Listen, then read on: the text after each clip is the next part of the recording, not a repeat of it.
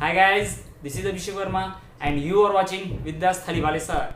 सो students, आज हम पढ़ने वाले हैं हिस्ट्री का third chapter nationalism in India, जो कि बहुत ही इंपॉर्टेंट चैप्टर है। इस साल बोर्ड क्लास में टोटल 11 मार्क्स के क्वेश्चन सिर्फ एक ही चैप्टर से आए थे। तो अगर ये चैप्टर आपको बहुत ही डिटेल में पढ़ना है तो आपको लॉन्ग टर्म तक बने रहना होगा और सारे वीडियोस को बहुत ही ध्यान से देखना होगा। आज के इस वीडियो के लास्ट में हम आपसे एक सवाल पूछेंगे, जो सही जवाब देगा तो नेक्स्ट वीडियो में उसका नाम अनाउंस किया जाएगा। तो चलिए आज की इस अमेजिंग वीडियो को शुरू करते हैं। तो नेशनलिज्म इन इंडिया ऐसा चैप्टर है जिसके बारे में आपको इंडियन हिस्ट्री के बारे में, इंडियन फ्रीडम स्ट्रगल जो है, इंडियन मॉडर्न हिस्ट्री जो है, किस तरह से इंडियन पीपल के अंदर फ्रीडम के लिए स्ट्रगल करने के लिए जो डिमांड हुई है उसके बारे में हम इसमें पढ़ने वाले हैं।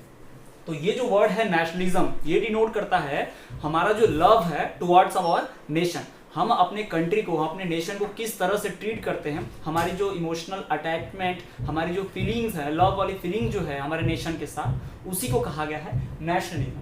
तो इंडिया में जो ये नेशनलिज्म की फीलिंग है ये अटैच थी एंटी कॉलोनियल अपोज के रूप में। मतलब जो कॉलोनियल है, जो कॉलोनियल गवर्नमेंट है, जो विदेश से जो लोग आए हैं जैसे कि ब्रिटिशर्स, उन लोगों को भगाने के लिए हमने जो मूवमेंट्स चलाए या उनसे जो हमने नफरत की, हमारे अंदर जो फीलिंग जनरेट हुई उनके खिलाफ, उसी फीलिंग को कहा गया है क्या, nationalism in India. In short अगर आपको कहें कि अगर ब्रिटिशर्स हमारे साथ बुरा काम नहीं करते, बुरा व्यवहार नहीं करते, तो हम ब्रिटिशर्स से हेट नहीं करते और हमारे अंदर नेशनलिज्म की फीलिंग जनरेट नहीं होती। तो ये जो नेशनलिज्म है ये क्या है, एक फीलिंग है। नेशनलिज्म क्या है, एक फीलिंग है जो जनरेट हुई है किस वजह से, एंटी कॉलोनियल फीलिंग की वजह से। ठीक है, अगर हम कॉलोनियल गवर्नमेंट का अपोज नहीं करते, वो हमें अच्छे लगते, वो हम उनका रूल बहुत अच्छा होता, तो हम वो रूल कंटिन्यू करने देते और कोई भी नेशनलिज्म जैसी फीलिंग जनरेट नहीं होती। तो नेशनलिज्म का मतलब राष्ट्रवाद है ना, फीलिंग टुवर्ड्स आवर नेशन। कैसी फीलिंग, अटैचमेंट, लव वाली फीलिंग अपने नेशन के प्रति, इसी को कहा गया है क्या, नेशनलिज्म इन इंडिया। तो ये फीलिंग हमारे पीपल के अंदर जो जनरेट हुई है, वो क्यों जनरेट हुई है, क्योंकि हमारे पीपल एंटी कॉलोनियल मूवमेंट चलाना चाहते थे। यानी जो कॉलोनियल गवर्नमेंट थी वो बहुत ही अत्याचार, बहुत ही अनफेयर मीन्स इस्तेमाल करती थी हमारे ऊपर रूल करने के लिए, हम इंडियंस के ऊपर। इसी वजह से हमारे इंडियंस के अंदर एक फीलिंग जनरेट हुई कि अब हम कॉलोनियल रूल के अंडर और ज़्यादा सर्वाइव नहीं कर सकते। इसी वजह से हमारे अंदर जो फीलिंग जनरेट हुई है उसी को कहा गया है नेशनलिज्म इन इंडिया। तो चलिए इस नेशनलिज्म वर्ड को हम थोड़ा सा और डिटेल में समझ लेते हैं। तो नेशनलिज्म क्या है, एक फीलिंग है जो कब जनरेट हुई है, when Indian people realized that they could not survive under colonial rule। जब इंडियन पीपल को लगा कि वो ब्रिटिशर्स के रूल के अंदर और ज़्यादा नहीं रह सकते, वो और ज़्यादा ब्रिटिशर्स के रूल के अंदर सह नहीं सकते, उनकी जो एक्टिविटीज़ हैं, ब्रिटिशर्स की जो सप्रेशन एक्टिविटीज़ हैं उसको और सह नहीं सकते, उनका अत्याचार बहुत हो गया। तो जो फीलिंग इमर्ज हुई है उसी को कहा गया है क्या, नेशनलिज्म। ठीक है, तो when Indian people realise that they could not survive under colonial rule, then the feeling of nationalism emerged. तो आपको ध्यान ये रखना है कि नेशनलिज्म एक फीलिंग है जो कब आती है, जब सामने वाला यानी खासकर कॉलोनियल लोग जो होते हैं ना, वो हमें सप्रेस करते हैं, ठीक है, वो हमें ऑपरेस करते हैं। तो हमारे अंदर जो फीलिंग इमर्ज होती है उनके खिलाफ, यानी कि एंटी कॉलोनियल जो फीलिंग इमर्ज होती है उसी को क्या कहा जाता है, नेशनलिज्म कहा जाता है। तो ये नेशनलिज्म की डेफिनेशन क्लियर। चलिए अब हम इस नेशनलिज्म टॉपिक को और भी ज़्यादा डीपली एक्सप्लोर करते हैं। तो ये जो नेशनलिज्म वर्ड है, यानी कि एक्चुअली नेशनलिज्म एक फीलिंग है, ठीक है, हम इसे फीलिंग की तरह लेंगे। तो नेशनलिज्म जो फीलिंग है वो 1-2 दिन में इमर्ज होने वाली फीलिंग नहीं थी।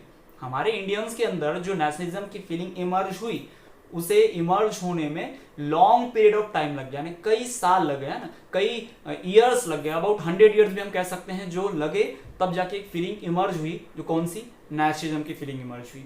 अब देखिए हमारे अंदर जो फीलिंग इमर्ज हुई है नेशनलिज्म की, वो क्यों हुई, क्योंकि सामने वाला पर्सन यानी कि ब्रिटिशर्स यानी कि कॉलोनियल गवर्नमेंट जरूर कुछ ऐसी एक्टिविटीज की होंगी, कुछ सप्रेसिव या ऑपरेसिव एक्टिविटीज की होंगी, एक्सप्लोइटरी काम किए होंगे, इंडियंस को सताया होगा, मारा पीटा होगा, ब्रिटिशर्स की कुछ ऐसी पॉलिसीज होंगी जिससे इंडियंस को नुकसान पहुंचता होगा, इंडियंस को पसंद नहीं आती होंगी वो सारी चीजें।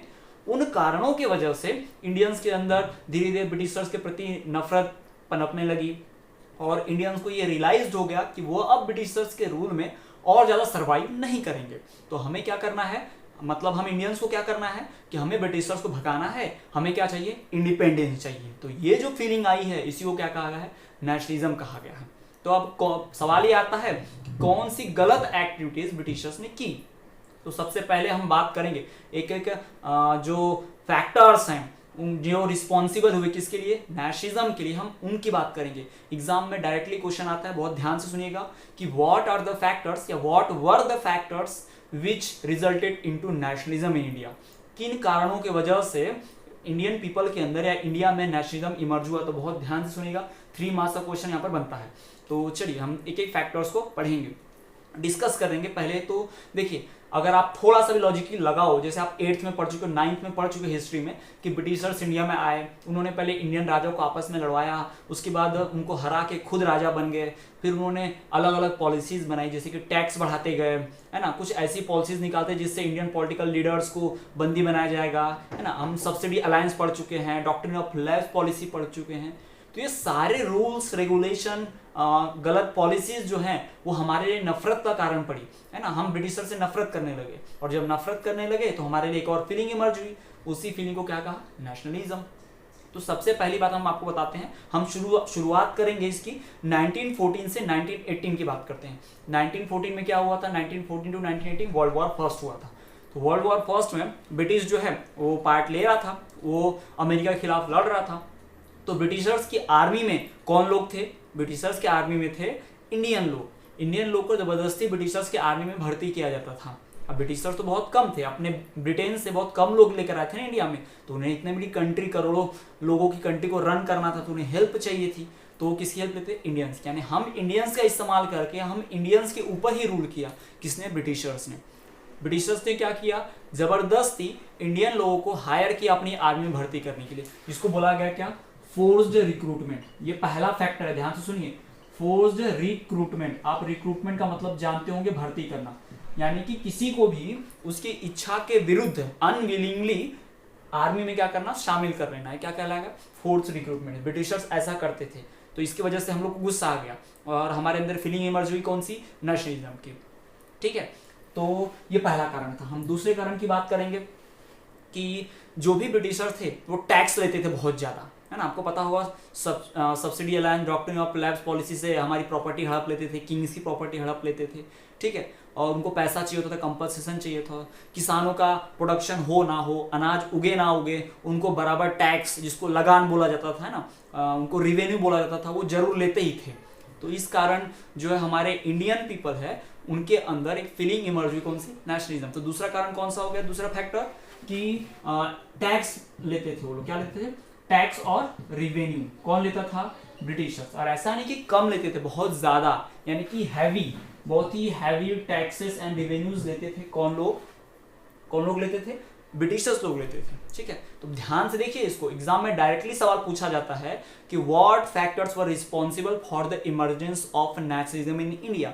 ऐसे कौन से कारण थे जिनकी वजह से इंडियन पीपल के अंदर नेशनलिज्म की फीलिंग इमर्ज हुई। तो 3 मार्क्स के लिए क्वेश्चन बनता है, तो आपको ध्यान से देखना है। 2 कारण हो चुके हैं, फोर्स रिक्रूटमेंट।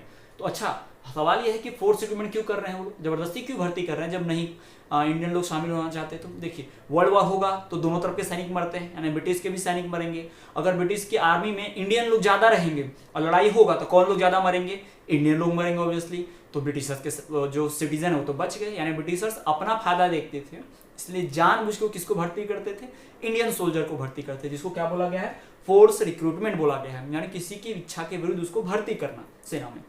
दूसरा, हैवी टैक्स और रिवेन्यू लेना, यानी मान लीजिए किसी समय में, किसी मौसम में बारिश ही अच्छी नहीं हुई और किसान की फसल अच्छी नहीं हुई, तो अपने खाने के लिए थोड़ा बहुत वो अनाज उगा पाया, लेकिन फिर भी ब्रिटिशर्स उसका टैक्स माफ नहीं करते थे, यानी उसको खाने के लिए बचे ना बचे उसे टैक्स रिवेन्यू पे करना ही करना है। तो इसका भी बहुत गुस्सा आया किसके मन में, इंडियंस के मन में, किसके प्रति, ब्रिटिशर्स के प्रति।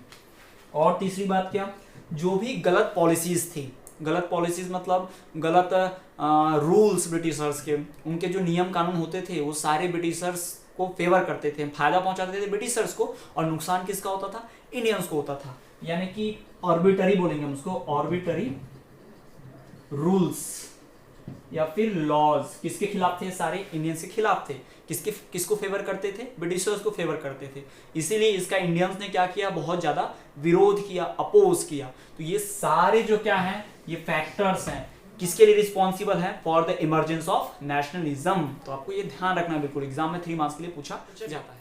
नेशनलिज्म के फैक्टर्स को डिटेल में स्टडी करने के बाद, उनके कारणों को जानने के बाद, अब हम पढ़ेंगे कि जो फर्स्ट वर्ल्ड वॉर हुआ उसका हमारी सोसाइटी पे क्या इफेक्ट पड़ा। अब हमारी सोसाइटी पे जो इफेक्ट पड़ेगा, अगर अच्छा इफेक्ट पड़ेगा तो भी लोगों के अंदर एक अलग फीलिंग आएगी, अगर बुरा इफेक्ट पड़ेगा तो भी लोगों के अंदर एक अलग फीलिंग आएगी। तो हम यहाँ पढ़ने वाले हैं कि वर्ल्ड वॉर फर्स्ट जो हुआ 1914 से 1918 के बीच, उसका हमारी सोसाइटी पे क्या इफेक्ट पड़ा। हमारे जो सैनिक उसमें भर्ती हुए थे वर्ल्ड वॉर में, उसमें जो मारे गए, तो उसका हमारी सोसाइटी पे क्या इफेक्ट पड़ा, ये सारी चीजें हमें यहाँ पर पढ़नी है। ठीक है, तो अब हम पढ़ने वाले हैं कि वर्ल्ड वॉर फर्स्ट का हमारे सोसाइटी के ऊपर क्या इफेक्ट पड़ा, हमारे सोसाइटी में रहने वाले पीपल्स यानी इंडियंस के ऊपर वर्ल्ड वॉर फर्स्ट का क्या इफेक्ट पड़ा। क्या हमारी सोसाइटी में ऐसे चेंजेस हुई जो रिस्पॉन्सिबल हुई नेशनलिज्म के इमरजेंस के लिए, तो उन्हीं को हम डिटेल में पढ़ने वाले हैं। अगर हम थोड़ा सा डीपली डिस्कस करें तो हमें पता चलेगा कि वर्ल्ड वॉर फर्स्ट में ब्रिटेन ने जो पार्ट लिया, उसमें ब्रिटेन की आर्मी में बहुत सारे इंडियन सोल्जर्स थे। तो इंडियन सोल्जर्स थे तो बहुत सारे इंडियन सोल्जर्स की लाइफ भी सेक्रीफाइस हुई। तो जिन सोल्जर्स की लाइफ सेक्रीफाइस हुई है, उनकी फैमिली की जो इनकम है वो रुक गई है। यानी वो फैमिली जो है, उनकी फैमिली, मान लीजिए अगर हमारे 10,000 सैनिक मरे थे, ठीक है, तो 10,000 सैनिक की जो फैमिली है, वो 10,000 जो फैमिलीज है, उन फैमिलीज में पैसा आना बंद हो गया। तो वो 10,000 फैमिलीज कैसी हो गई? पुअर हो गई। सबसे पहला इकोनॉमिक इफेक्ट। दूसरा, वॉर हुआ है ना, आपस में सारी कंट्रीज अलाइज एक्सिस मिलकर लड़ रही हैं, तो बहुत सारा अनाज, ग्रेन्स, बहुत सारा वेपन्स, हथियार, ये सारी चीज़ों की ज़रूरत पड़ेगी। तो यूरोप की बढ़ती हुई डिमांड, कोई लड़ाई तो यूरोप में चल रही थी, इंडिया के पास तो नहीं चल रही थी, तो यूरोप की बढ़ती हुई डिमांड को पूरा करने के लिए ब्रिटेन ने अपनी कॉलोनियल कंट्रीज को निशाना बनाया। यानी जो जो कंट्री को उसने गुलाम बनाया है, उन कंट्री से रिसोर्सेज, सामान लूटते या जबरदस्ती छीनते या बहुत कम पैसे में खरीद लेते और ले जाके अपने यूरोप में महंगे दामों में बेचते और अपनी कंट्री को अमीर बनाते। ठीक है, आपने पहले भी सुना होगा कि भारत सोने की चिड़िया है ना, गोल्डन बर्ड के नाम से जाना जाता था। हम पहले ही पढ़ चुके हैं, यहाँ पे बहुत ही अच्छी क्वालिटी का कॉटन, बहुत ही अच्छी क्वालिटी के स्पाइसेस, है ना, ये सारी चीज़ें मिलती थी जिनको ब्रिटिश लोग यहाँ से ले जाते थे अपने देश, यहाँ से इम्पोर्ट कर लिए जाते थे। तो जब वर्ल्ड वॉर हुआ तो पूरे यूरोप में अनाज की ग्रेन्स की कमी हो गई। तो इस कमी को कहाँ से पूरा किएगा? इंडिया में उग रहा है अनाज। इंडिया एक एग्रीकल्चर बेस्ड कंट्री, आप जानते हैं शुरू से ही। तो हमारे यहाँ जो भी अनाज उगता, ब्रिटिशर्स क्या करते थे, उस अनाज को बहुत ही कम कीमत में खरीद लेते थे इंडियन से, या फिर उनसे छीन भी लिया करते थे और डायरेक्ट कहाँ एक्सपोर्ट कर देते थे, अपने कहाँ इंपोर्ट कर देते थे, अपने यहाँ ब्रिटेन में या यूरोप के दूसरी कंट्रीज को, पैसा कमाते थे। तो अगर देश में अनाज उग रहा है भरपूर, बहुत ज़्यादा उग रहा है, लेकिन उसको अपने देश में इस्तेमाल नहीं हो पा रहा है, कहाँ जा रहा है वो? विदेश जा रहा है। तो अनाज बहुत कम बच गया। अब कम हो गया है कोई भी चीज़, एक्यूट शॉर्टेज हो गया है, यानी कि हमारे यहाँ जो ग्रेन्स है उसका कमी हो गया है। तो अब उसके रेट क्या हो जाएंगे? ऑब्वियसली हाई हो जाएंगे। ये हम पहले भी पढ़ चुके हैं फ्रेंच रिवॉल्यूशन में, है ना, कि जब ग्रेन्स की कमी हो जाती है तो उसके प्राइसेस बहुत बढ़ जाते हैं। जब फूड प्राइसेस बहुत बढ़ गए तो लोग जो भी कमा रहे हैं उसका मेजर हिस्सा, यानी अगर मान लो लोग 10,000 कमा रहे हैं तो 10,000 में से 5,000 तो अनाज खरीदने में खर्च कर दे रहे हैं, तो उनकी इकोनॉमी कैसी हो जाएगी? खराब हो जाएगी। तो पहला इफेक्ट कि शॉर्टेज था, फूड शॉर्टेज, फूड ग्रेन का शॉर्टेज था। ये पहला इफेक्ट क्या था? फूड ग्रेन का शॉर्टेज था हमारी सोसाइटी में, जिसकी वजह से हमारे पीपल्स फ्रस्ट्रेट हुए, उनके अंदर एक फीलिंग आई कि नहीं, अब कॉलोनियल गवर्नमेंट के अंडर नहीं रहना। दूसरी बात, हमारे सोल्जर्स की लाइफ क्या हुई है? सेक्रीफाइस हुई है ना, इंडियन सोल्जर जो हैं उनकी डेथ हुई है, तो उनकी फैमिलीज भी कैसी हुई हैं? पुअर हुई हैं। तीसरी बात क्या कि जो इंडियन पीपल हैं, उन इंडियन पीपल के माइंड पे एक साइकोलॉजिकल इफेक्ट पड़ रहा है। कैसा साइकोलॉजिकल इफेक्ट? कि उनकी आर्मी में शामिल कौन हो रहा है? इंडियन लोग। मर कौन रहे हैं? इंडियन लोग। अनाज उगान कौन रहा है? इंडियन लोग। और लूटा भी किससे जा रहा है? इंडियन लोग। और उस अनाज को इस्तेमाल करने भी नहीं मिल रहा है किसको? इंडियन लोग को। यानी सारी मेहनत इंडियंस कर रहे हैं और नुकसान भी इंडियंस का ही हो रहा है। तो ये बहुत ही ज्यादा एक बुरा साइकोलॉजिकल इफेक्ट पड़ा इंडियंस के माइंड पे, है ना।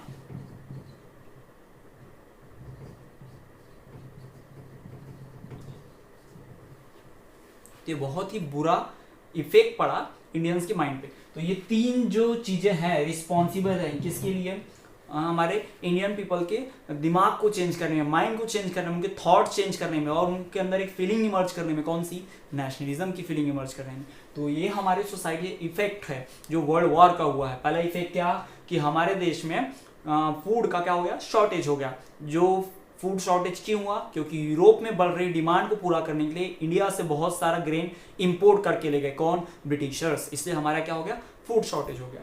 दूसरा कि जो भी हमारे इंडियन सोल्जर्स हैं उनको फोर्स रिक्रूटमेंट है, जबरदस्ती भर्ती किया गया था ब्रिटिश आर्मी में, और लड़ाई में, वर्ल्ड वॉर में कौन लोग मारे गए, ज्यादा इंडियंस ही मारे गए। तो इसका भी बहुत बुरा इफेक्ट पड़ा, जो इंडियन मारे गए उनकी फैमिली पुअर हो गई। तो ये दूसरा इफेक्ट था। तीसरा कि हमारे जो लोग हैं, हमारे इंडियन पीपल हैं, वो ये सोचने लग गया कि लड़ाई में डेथ भी हम इंडियंस की हो रही है, अनाज जो है फूड ग्रेन उगा भी हम ही रहे हैं और खाने को किसे नहीं मिल रहा है, हमें ही नहीं मिल रहा है। यानी हर तरफ से नुकसान किसका हो रहा है, इंडियंस का ही हो रहा है। तो ये सारे जो सोशल कंडीशंस है, सोशल इफेक्ट हैं, ये एक ही चीज की तरफ इशारा कर रही हैं। किस चीज की तरफ, किस चीज को इमर्ज करने में हेल्प कर रही हैं, नेशनलिज्म की फीलिंग इमर्ज करने में हेल्प कर रही हैं। तो ये थे हमारा social effect of world war. चलिए हम वर्ल्ड वॉर के कुछ और इफेक्ट्स के बारे में जान लेते हैं, कुछ और इफेक्ट्स के बारे में डिस्कस कर लेते हैं।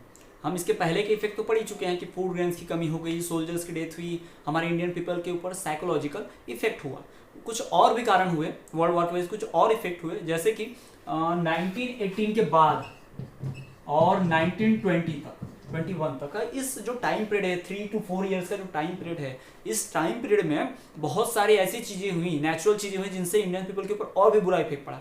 जैसे कि बहुत सारे फेमाइंस आए, फेमाइंस और तो और इपिडेमिक्स भी, यानी भूखमरी, महामारी, यानी कई तरह की बीमारियां फैल गई उस समय भी। ठीक, जैसे अभी कोरोना वायरस चल रहा है ना, बहुत बड़ी बीमारी फैल गई है, बिल्कुल उसी तरह वहां पर भी 1918 से 1921 के वक्त एक तो पहले फूड शॉर्टेज है, फूड ग्रेन्स नहीं है, ऊपर से इंडियन सोल्जर मर रहे हैं, है ना, और जो अनाज उग भी रहा है उसको ब्रिटिशर्स खरीद के या छीन के अपने देश लेकर जा रहे हैं। और उसी समय पर एक बीमारी भी फैल गई है, प्राकृतिक आपदा यानी कि महामारी भी आ गई है, यानी कि अगर फूड नहीं उग रहा है तो लोग भूखे मर रहे हैं। ठीक है, और बीमारी फैल गई है, मतलब लोगों को ऐसी बीमारी हो जा रही है जिससे लोगों का इलाज नहीं हो पा रहा है, या इलाज हो भी रहा है तो लोग अपना कमाया हुआ बहुत सारा पैसा किस पे खर्च कर रहे हैं, अपने ट्रीटमेंट के ऊपर खर्च कर दे रहे हैं। तो ये अलग इफेक्ट हो गया किसका, वर्ल्ड वॉर का। ये हमारे सिर्फ इंडिया की बात नहीं है, ये पूरे वर्ल्ड में ऐसा हो गया था वर्ल्ड वॉर की वजह से, सब तरफ इस तरह की चीजें हो गई थी।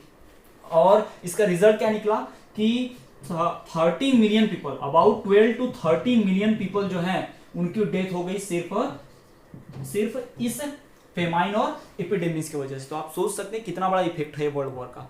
देखिए वॉर जो है, वॉर में जितने लोग मरते हैं उससे कहीं ज्यादा वॉर खत्म होने के बाद कई लोग मारे जाते हैं। तो वर्ल्ड वॉर कोई बड़ा चीज नहीं था। वर्ल्ड वॉर में जितने लोग मरे, वेपन्स का इस्तेमाल हो वो ठीक है, लेकिन उसके बाद जो एपिडेमिक्स आया, उसके बाद जो फूड ग्रेन्स का शॉर्टेज हुआ, उसके बाद लोगों में जो इकोनॉमिक कंडीशन खराब हुई, लोग पुअर हुए, उसके वजह से भी इतनी सारी जाने गई, इतनी सारी डेथ हुई, जो बहुत ही बड़ी बात है।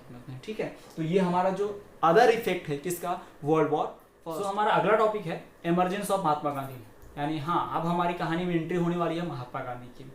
ये पूरा चैप्टर यहाँ से गांधी जी की एक्टिविटीज, गांधी जी की स्ट्रगल, उनके द्वारा चलाए गए फ्रीडम मूवमेंट्स, उसी के ऊपर डिपेंड है। और यहाँ से एक लॉन्ग क्वेश्चन जरूर पूछा जाता है, तो इसको बहुत ही ध्यान से पढ़िएगा आप। ठीक है, चलिए अगर गांधी जी की बैक हिस्ट्री की बात करें हम लोग, तो गांधी जी गुजरात में बॉर्न हुए, फिर बैरिस्टर की पढ़ाई के लिए ब्रिटेन गए और वहां से अपनी प्रैक्टिस के लिए कहाँ चले गए, साउथ अफ्रीका चले गए।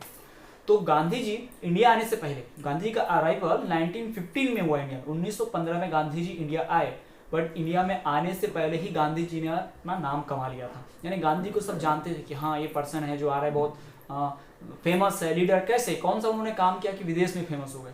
तो विदेश में, फॉरेन में जो ब्लैक एंड व्हाइट का बीच में जो भेदभाव चलता है, डिस्क्रिमिनेशन चलता है, जिसे अपार्टाइड कहा जाता है, रंग भेद, कलर के ऊपर डिस्क्रिमिनेशन, उसी के खिलाफ गांधी जी ने मूवमेंट चलाया था साउथ अफ्रीका में। और उसी मूवमेंट की बदौलत गांधी जी को देश में नहीं विदेश में ही बहुत ज़्यादा पहचान मिल गई थी। इंडिया के लोग भी जानने लगे थे इंडिया आने से पहले ही कि गांधी जी नाम के एक पर्सन है जिन्होंने ब्लैक और व्हाइट के बीच चल रहे गड़बड़ी को दूर करने की कोशिश की है ना, इक्वालिटी वाला मूवमेंट चलाया है। तो 1915 में गांधी जी इंडिया आए और इंडिया आने से पहले उन्होंने बहुत नाम कमा लिया था। तो 1915 में गांधी जी इंडिया आए तो अपने घर जाने से पहले गांधी जी गुजरात नहीं गए, सबसे पहले गए चंपारण, जो कि कहाँ पड़ता है, बिहार में। तो वहाँ क्या खास बात थी, तो चंपारण जो है वो एक बहुत ही पिछड़ा हुआ इलाका था उस वक्त, और वहाँ पर फिर जो फेमाइंस एपिडेमिक्स आया हुआ था, यानी फार्मर्स के पास खाने के लिए कुछ नहीं था, ऊपर से ब्रिटिशर टैक्स लेते थे, रिवेन्यू लेते थे ज़बरदस्ती, और फूड ग्रेन कुछ हुआ नहीं था। ये वर्ल्ड वॉर के बाद, जो वर्ल्ड वॉर चल रहा है तब की कंडीशन है 1915। उसके बाद चंपारण बिहार फार्मर से मिलने के बाद गांधी जी आ गए गुजरात में खेड़ा डिस्ट्रिक्ट में, वहाँ भी फार्मर्स का ही मूवमेंट चल रहा था। फार्मर्स तो ब्रिटिशर्स का अपोज कर रहे थे क्योंकि फार्मर्स से बस टैक्स मांगा जा रहा था, तो उसमें भी गांधी जी ने उनकी बात सुनी फार्मर्स की, उन्हें मोटिवेट किया, स्पीच दिया, उनकी बात को समझा, ब्रिटिशर्स की बात को समझा। तो गांधी जी ने इंडिया में आने के बाद लगभग 1.5 से 2 साल अपना पूरा बिताया इंडियन पीपल को समझने में। वो इंडिया में अलग अलग प्लेसेस पे घूमे, इंडियन लोग की जो माइंडसेट है उसको समझा कि इंडियन लोग कैसे आज़ादी चाहते हैं, इंडियन लोग आज़ादी चाहते भी हैं कि नहीं चाहते हैं, या किस मीडियम के थ्रू आज़ादी चाहते हैं, लड़ झगड़ के, मारपीट करके, या कोई फ्रीडम मूवमेंट चला के। इस तरह की चीज़ें गांधी जी ने समझनी चाहिए। तो गांधी जी ने अपना शुरुआत का 1.5-2 साल इंडिया में आने के बाद वो सारा चीज़ क्या किया, डिस्कस किया लोगों के साथ, फार्मर्स के साथ, और समझा खुद कि कैसे इंडियन लोग आज़ादी चाहते हैं। ठीक,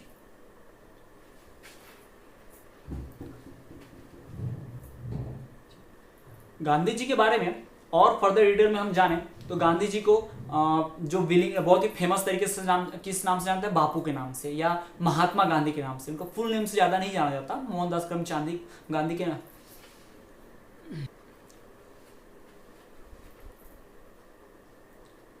तो जनवरी 1915 में गांधी जी का रिटर्न होता है इंडिया में। गांधी जी अफ्रीका से अपनी लॉ की प्रैक्टिस करने के बाद इंडिया में रिटर्न होते हैं जनवरी 1915 में। ठीक है, याद रखिएगा डेट आप। इस चैप्टर की पूरी डेट हिस्ट्री जो है, डेट शीट हम तैयार कर लेंगे। कितनी डेट्स है टोटल, 20 to 25 डेट्स हैं टोटल, जो हम लोग याद कर लेंगे। और मेरा ये दावा है आपसे कि चैप्टर के सारे वीडियोस खत्म होने के बाद आपको सारे डेट्स ओरली याद हो जाएंगी। ये हमारा चैलेंज है, देख लीजिएगा आप, बिल्कुल इसी तरीके से हम पढ़ेंगे। तो 1915 में, जनवरी 1915 में गांधी जी का रिटर्न हुआ कहाँ पर, इंडिया में। और मैंने शुरुआत में आपको बताया कि गांधी जी इंडिया में आने के बाद 1.5-2 साल उन्होंने बिताया किस चीज़ में, इंडियन पीपल का माइंडसेट समझने में कि इंडियन पीपल कैसे आज़ादी चाहते हैं। ठीक, गांधी जी जो हैं उन्होंने एक नया तरीका लाया। गांधी जी के लड़ने का तरीका अलग था। उन्होंने कौन सा तरीका लगाया, ट्रूथ एंड नॉन वायलेंस। ठीक, उनका जो तरीका था क्या था वो, ट्रूथ एंड नॉन वायलेंस, यानी सत्य और अहिंसा, जो बहुत फेमस है। ये तरीका लाया उन्होंने। हम कुछ और भी फ्रीडम फाइटर्स को जानते हैं, जैसे कि चंद्रशेखर आज़ाद, भगत सिंह, राजगुरु सुखदेव, ये सारे शहीद हुए हैं देश के लिए ना, उन्होंने अपनी जान कुर्बान कर दी देश के लिए। तो ये लोग भी फ्रीडम फाइटर्स थे और गांधी जी फ्रीडम फाइटर्स थे। तो उनके तरीके कुछ अलग थे और गांधी जी का मेथड कुछ अलग था। गांधी जी का मेथड था ट्रूथ एंड नॉन वायलेंस का, जिसे नाम दिया गया सत्याग्रह। कौन सा नाम दिया गया, सत्याग्रह। इसका मतलब क्या है, सत्य आग्रह, यानी ट्रूथ जो है वो रिक्वेस्ट करो, ट्रूथ है ना, सच के लिए लड़ो, बहुत ही पोलाइटली, कोई लड़ाई झगड़ा नहीं, कोई गाली गलौज नहीं, कोई मारपीट नहीं, बहुत ही पोलाइटली सच की डिमांड करो, ट्रूथ की डिमांड करो, सच के रास्ते पे चलो। इसी को क्या बोला गया है, सत्याग्रह बोला गया है। ये किसने कहा है, गांधी जी ने कहा है। तो गांधी जी का जो मेथड था सत्याग्रह, ट्रूथ एंड नॉन वायलेंस वाला, बहुत ही यूनिक मेथड था। और उन्होंने पूरा इंडियंस की मेंटालिटी समझने के बाद ये डिसाइड किया कि हम कोई मारपीट से लड़ाई झगड़ा करके आज़ादी नहीं लेंगे, हम ब्रिटिशर से ट्रूथ एंड नॉन वायलेंस के साथ करेंगे, हम सत्याग्रह करेंगे, फिर हम क्या करेंगे, फ्रीडम गेन करेंगे। ऐसा गांधी जी का मानना था। तो हमारा अगला टॉपिक है आइडिया ऑफ सत्याग्रह। अभी आइडिया ऑफ सत्याग्रह क्या है, आइडिया ऑफ सत्याग्रह मतलब गांधी जी का वो आइडिया जिसके थ्रू हमें क्या मिलने वाली है, फ्रीडम मिलने वाली है, यानी कि ट्रूथ एंड नॉन वायलेंस के साथ हम आज़ादी की लड़ाई लड़ेंगे। इसी को कहा गया है क्या, आइडिया ऑफ सत्याग्रह। तो ये आइडिया ऑफ सत्याग्रह को और डिटेल में अगर हम जाने तो गांधी जी के थॉट्स हैं। आइडिया ऑफ सत्याग्रह क्या है, आइडिया मतलब एक छोटा सा थॉट जो हमारे माइंड में आता है। तो गांधी जी के माइंड में आया था थॉट। क्या थॉट है कि अगर हमारी लड़ाई क्या है, अन्याय के खिलाफ है, अगर हम सच के रास्ते पे चल रहे हैं और हमारी लड़ाई किसके खिलाफ है, अन्याय के खिलाफ है, तो ये पक्का है कि हम जीतेंगे। ये गांधी जी का कहना है। देखिए, आइडिया ऑफ सत्याग्रह एक ऐसा टॉपिक है जिसके ऊपर डायरेक्टली 3 मार्क्स से 5 मार्क्स का क्वेश्चन पूछा जाता है। तो कम से कम हमें 5 पॉइंट्स तो प्रिपेयर करने होंगे इस टॉपिक के ऊपर। तो हमारा पहला जो चीज होना चाहिए कि आइडिया ऑफ सत्याग्रह क्या है, तो आइडिया ऑफ सत्याग्रह एक ऐसा आइडिया है, एक ऐसी चीज है जो गांधी जी ने बताई है। ये गांधी जी के थॉट्स है, गांधी जी का आइडिया है। और सत्याग्रह क्या कहता है कि अगर if cause is true true, यानी अगर हमारा मकसद सही है, अगर हम सही है, सच के रास्ते पे चल रहे हैं और हमारा स्ट्रगल जो है किसके खिलाफ है, against injustice, if cause is true and struggle is against injustice, यानी अगर हम सच के रास्ते पे चल रहे हैं और हमारी लड़ाई किसके खिलाफ है, अन्याय के खिलाफ है, तो क्या होगा, हम डेफिनेटली जीतेंगे, हम डेफिनेटली क्या होगा, जीतेंगे। ये किसका कहना है, गांधी जी का कहना है। तो आइडिया ऑफ सत्याग्रह क्या कहता है, जैसे आप कोई लॉ प्रिंसिपल पढ़ते हैं ना कि उसमें 3 रूल्स फॉलो करने पड़ते हैं, तो गांधी जी का ये आइडिया ऑफ सत्याग्रह है और उसके कुछ रूल्स हैं। पहला रूल क्या कहता है कि अगर आप सच के रास्ते पे चल रहे हैं, ठीक, और आपकी लड़ाई अन्याय के खिलाफ है, तो ये कन्फर्म है कि आप जीतेंगे ही जीतेंगे। आपने सुना भी होगा थॉट, है ना, सत्य पराजित हो सकता है कभी नहीं, है ना, सच हमेशा क्या होता है, जीतता है, सत्यमेव जयते, आपने सुना होगा। तो गांधी जी भी यही कर रहे हैं, जो सच के रास्ते पे चलता है उसकी जीत हमेशा होती है। ये आइडिया ऑफ सत्याग्रह का पहला चीज है। दूसरा कि जो आइडिया ऑफ सत्याग्रह है वो कहता है कि अगर आप सत्याग्रही हैं, सत्याग्रह को मानने वाला कौन पर्सन कहलाएगा, सत्याग्रही। आप एक सीक्वेंस ध्यान रखिए कि जो truth and non violence follow करना क्या कहलाता है, सत्याग्रह, और सत्याग्रह को फॉलो करने वाले पर्सन को क्या बोलते हैं, सत्याग्रही। ये आपको ध्यान रखना है। तो दूसरा आइडिया में जो आइडिया ऑफ सत्याग्रह में जो दूसरी बात है वो क्या कहती है कि अगर आप सच के रास्ते पे चल रहे हैं, अगर आपका मकसद भी सही है और आपकी लड़ाई अन्याय के खिलाफ है, तो आपको कोई फिजिकल फोर्स की जरूरत नहीं है, यानी आपको सामने वाले का अपोज करने के लिए, यानी कुछ आपके सामने गलत हो रहा है तो उस गलत को रोकने के लिए आपको किसी फिजिकल फोर्स यानी कि लड़ाई झगड़ा करना, मारपीट, गोली मारने की, बंदूक से, तलवार से, चाकू मार देने की ऐसी कोई जरूरत नहीं है। जो सामने वाला कुछ गलत कर रहा है तो हम उसका विरोध कर सकते हैं, धरना दे सकते हैं, है ना, हम भूख हड़ताल पे जा सकते हैं। गांधी जी के यही मेथड से, इन्हीं मेथड्स को कहा गया था क्या, आइडिया ऑफ सत्याग्रह, यानी कि satyagrahi doesn't need any physical force, यानी जो सत्याग्रही होता है यानी सत्याग्रह को फॉलो करने वाला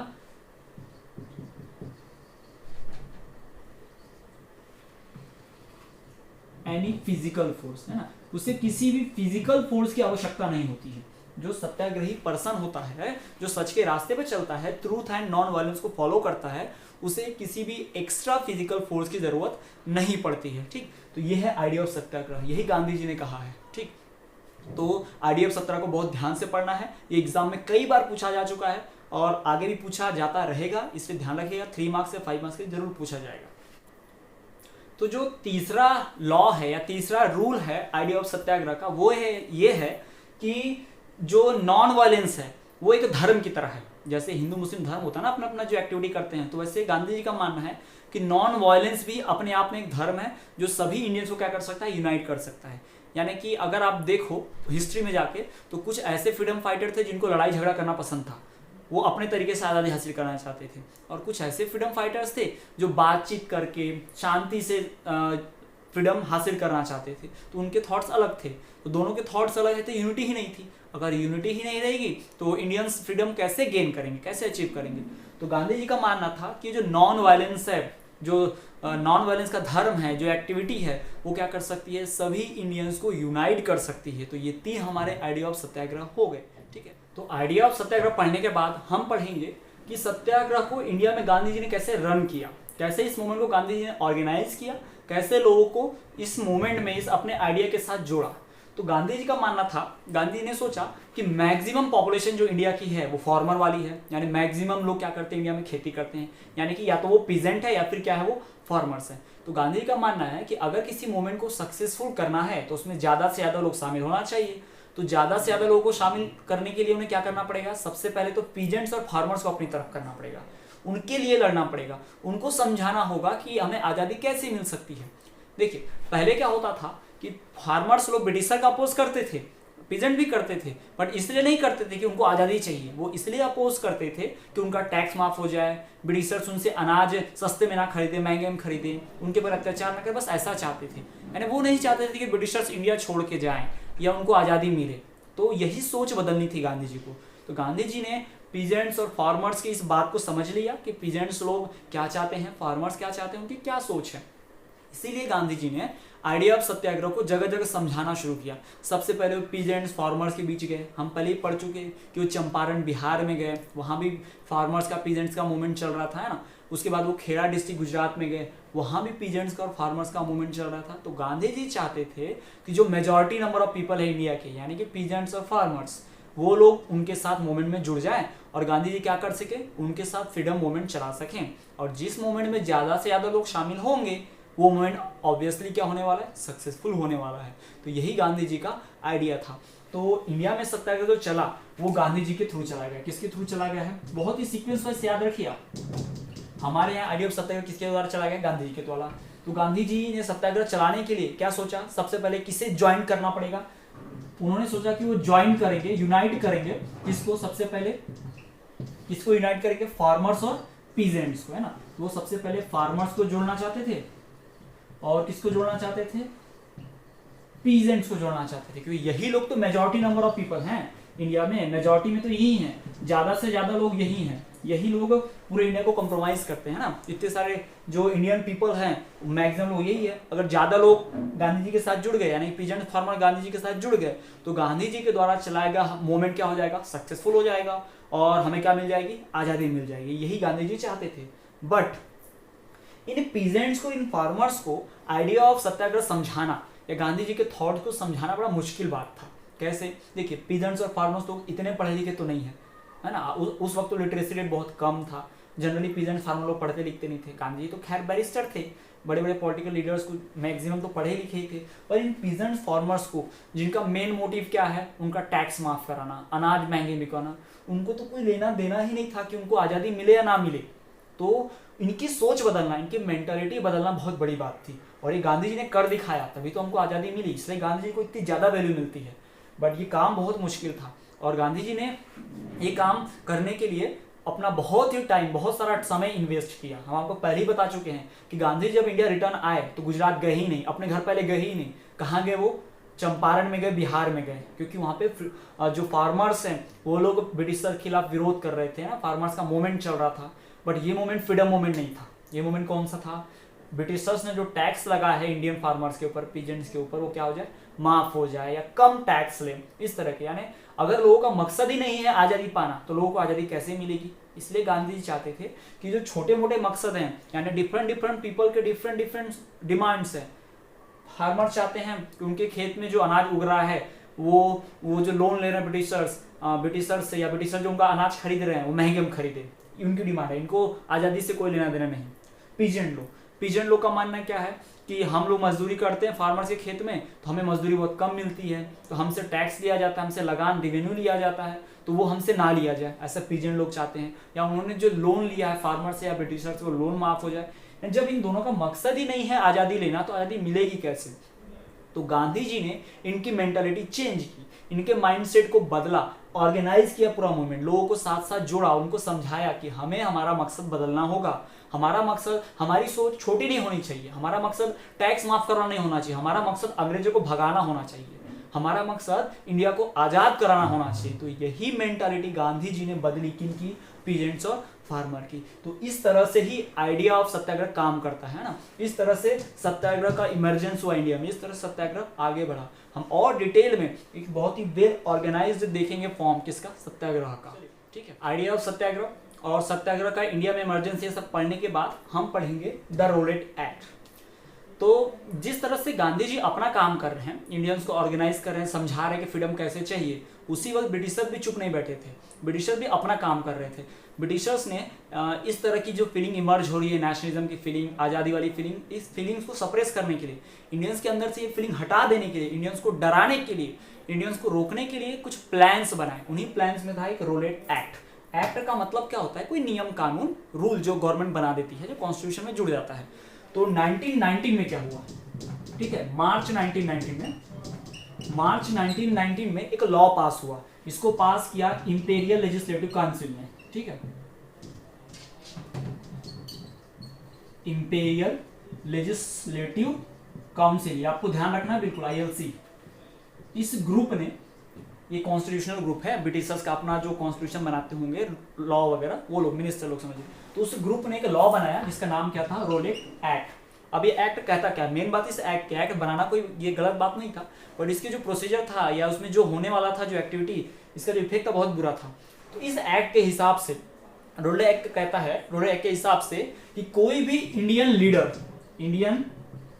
लीडर या पॉलिटिशियन 2 साल के लिए जेल में डाला जा सकता है बिना किसी सबूत के, बिना किसी सुनवाई के, बिना किसी गवाह के। यानी क्राइम नहीं भी किया तो ब्रिटिश के मन में आया किसी भी लीडर को उठाना है, फट से उठाओ, जेल में डाल दो। तो ये जो लॉ है बहुत ही आर्बिटरी, बहुत ही अनकॉन्स्टिट्यूशनल और मोरालिटी के खिलाफ था। यानी इसका तो जरूरत ही नहीं ना, किसी को भी कैसे जेल में उठा के डाल सकते हैं। तो रोलेट एक्ट क्या है? एक लॉ है जो पास हुआ है मार्च 1919 में। किसके द्वारा पास किया गया है? इंपेरियल लेजिस्लेटिव काउंसिल के द्वारा। और ये लॉ क्या कहता है कि कोई भी इंडियन लीडर, पॉलिटिकल लीडर 2 साल के लिए जेल में भेजा जा सकता है। Any political leader can be imprisonment for